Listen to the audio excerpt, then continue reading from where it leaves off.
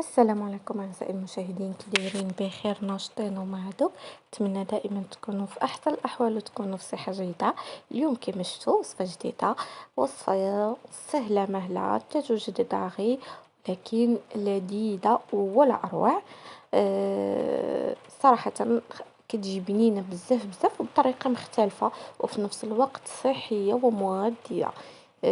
نبداو على بركة الله. عندك السردين وعندك الشعرية الصينية وشامبينيون. تبعيني نجي نوجدو انا وياك احسن وصفة في الفرن. سردين بدون قلي، بدون يعني تعب. كيجي بحشوة رائعة وكيجي راقي في المنظر، يعني كيجي رولي بهاد الطريقة هذه. يعني صراحة ممكن يعني نحضروه بهاد الحشوة، أو ممكن أيضا يعني نحضروه بحشوة أخرى. يعني كتبقى هادو أفكار يعني بسيطة، الواحد كيجرب وكيحاول يبدل المنظر، حيت العين كتاكل قبل يعني الفم. نمشيو على بركة الله، نبداو بالمقادير. غادي نحتاجو ان شاء الله في هاد الوصفه الشعريه الصينيه وهاد شامبينيون الكحل. راكم عارفين هذا كديروا غير شويه، راه يعني كيعطي كميه كبيره، راه متوفر في الاسواق. شعريه صينيه اي يعني شعريه عندكم. ممكن ايضا نستعملوا الرز في عوض الشعريه الصينيه. هاد الصوجا، لا هذه كتبقى اختياريه، بغيتو ديروها بغيتو ما ديروهاش ماشي مشكل. غنحتاجو هنا واحد الكيلو ديال السردين كما كتشوفوا. هنا خديت السردين البنات باقي جديد وحجم يكون ديالو كبير، هذا هو المهم. كما كتشوفوا شوفوا الباقي بالبشره ديالو، يعني باقي جديد جديد، يعني هذا يعني بالبشر ديالو.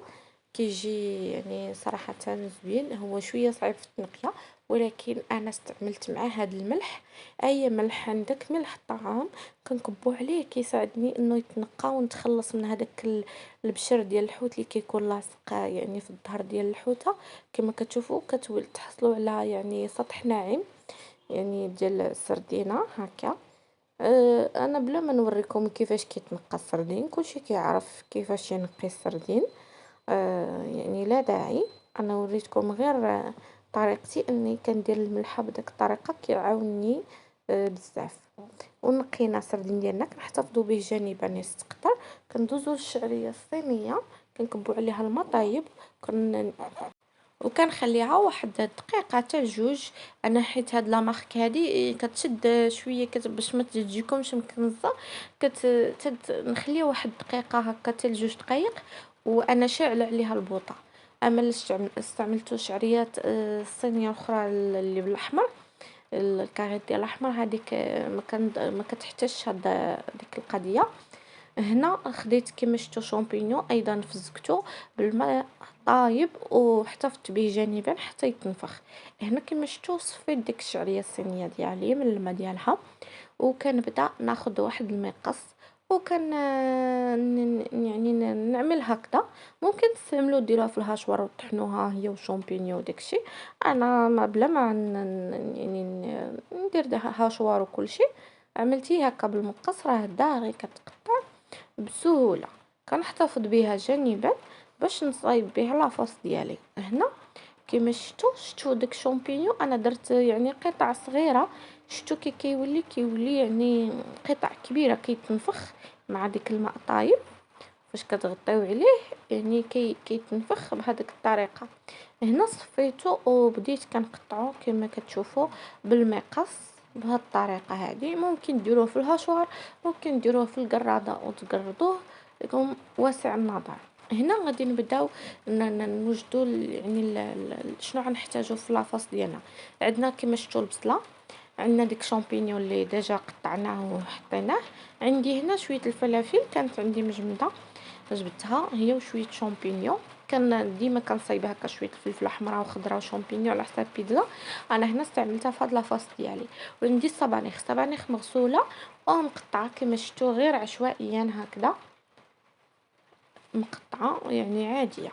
هنا في مقلاة كنحطوا داك البصل ديالنا مع زيت الزيتون او الزيت العادي اللي يعني بغيتو، ولكن هي بالزيت الزيتون كتجي ولا اروع. كنحطوا الشامبينيون ديالنا، كنحطوا ديك الفلافل، وايضا شويه ديال الشامبينيون المعلب.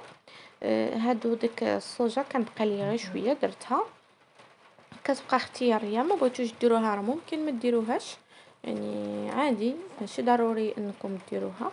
كنخلي هادشي كيتشحر بهاد الطريقه، تيبدا ينزل لينا واحد شويه، عاد باش غادي ننزلو بالعطريه ديالتنا اللي غادي نحتاجوها في هاد الحشوه ديالتنا. هنا عندي الحامض مصير، عندي الثومه محكوكه، عندي الملحه والخرقوم وشويه ديال الفلفل الاسود، الكركم يعني الخرقوم البلدي ماشي ملونه البنات، البلدي المدكوك اليد، والفلفل الاسود. نخلط هاد العطريه هكا مع الحشوه ديال يعني الخضر ديالتي بهاد الطريقه حتى تنزل مزيان، ومن بعد غادي ننزل عليها بالصبانيخ ديالي حتى هي ندوزها بحال هاد الطريقه. راه داغي كتنزل لينا الصبانيخ راكم عارفين. نبقى نستمر بالتحريك حتى تنزل لينا الحشوه ديالنا. من بعد غادي نزيد ليها شويه ديال لاصوص الصوجا، كتعطيها واحد المذاق رائع جدا. وغادي نزيد عليها ايضا الشعريه الصينيه ديالتي اللي ديجا انا يعني استقطرتها من الماء وكل شيء، وكنبدا نخلط هاد الحشوه مزيان حتى ندمجوا ليها ديك العناصر كامله مع بعضياتها. من بعد هنا طفيت البوطه، كنزيد عليها الزيتون مقطع، هذا كيبقى اختياري، ممكن ما ديروش. نسيت ما ذكرتش شويه ديال الهريسه، راه دايرها في الحشوه، راه انا نسيت درت شويه ديال الهريسه، ضروري شويه ديال الحار باش كيعطي المذاق. هنا بالنسبه للحوت يعني غنديروا عطريه عاديه، درنا الكركم المدقوق بلدي عاوتاني، والكمون عاوتاني مدقوق على اليد، والحامض فقط، هادشي اللي درت، وشويه الملح. هذا هو يعني التتبيله ديال يعني الحوت ديالنا. خديت هاد المول ديال الكيك، راكم عارفين هاد المول ديال البيم موجود، واي مول عندك اختي في الدار ممكن ديري به، سواء مول يعني هكا بهذا الشكل طويل، ممكن مول داير، ممكن اي مول، ماشي بالشرط اختي يكون عندك هذا. ممكن تستعملي غير البابي كويسون، تعمليه فيه ثلاثه تستيفات ديال هكا شركات ديال السردين، وتعملي الحشوه في الوسط وتلفيها بحال كنلفوا الرولي عادي، وغادي يجيك نفس الشكل اللي انا درت هنا. انا صراحه هنا طاحت لي، كنت غادي ندير البابي كويسون، طاحت لي هاد الفكره عندي هاد المول، قلت علاش ما نجربش. راني بحالي بحالكم، حتى انا كنجرب الحاجه باش نشوف كيفاش تجي.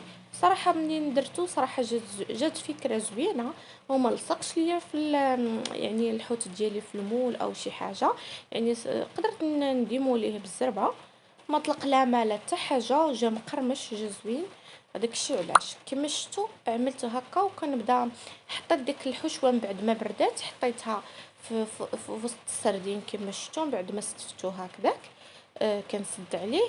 هنا تسديت وتفكرت ان في الوسط بقات هكاك باينه، انا ما بغيتش تبقى هكاك محلوله باش ما طيحش لي الحشوه. زدت كان باقي لي سردينات نيت تماكن، زدتهم في الوسط كما كتشوفوا هكا، ورجعت كنسد عليهم. هذيك بهذه الطريقه جات احسن من الاول كما شفتوا النظر ديالها جا مزيون، وجات الحشوه يعني كتبقى مسدوده لداخل. صراحه صراحه دخلتها الفران، يعني شعلت عليها من الفوق ومن التحت، ما خداتش وقت بزاف، درت تقريبا شي شعلت ثلث ساعه هكا، كان واجد بالزربه كيطيب كيجي حوت مقرمش. قدمته بهذه الطريقه يعني كما كتشوفوا، بهذه الطريقه زينته بشويه الزيتون وشويه ديال لاطوماط، نتوما ممكن ترافقوه باي حاجه بغيتو. وعملت هذاك يعني الشعريه اللي بقات ليا من على الحشوه، عملتها هكذاك بهذيك الطريقه في الطبيصلات. كنتمنى هذا الطبق تجربوه، صراحه راه كيجي رائع بشعريه صينيه، وكيجي ايضا بالروز كيجي خطير حتى هو. الا بغيتو ديك الساعه نشاركو معكم بشكل اخر ان شاء الله مره اخرى. نتمنى يكون عجبكم لا فيديو، ما كنتش طولت عليكم، نكون خفيفه ظريفه، ونكون شرحت لكم مزيان يعني مراحل بسيطه سهله، أكلة زوينة وراقية ممكن نقدموها الضياف ديالنا، يعني بتحميرة الوجه وبالصحة والراحة. إلى فيديو آخر.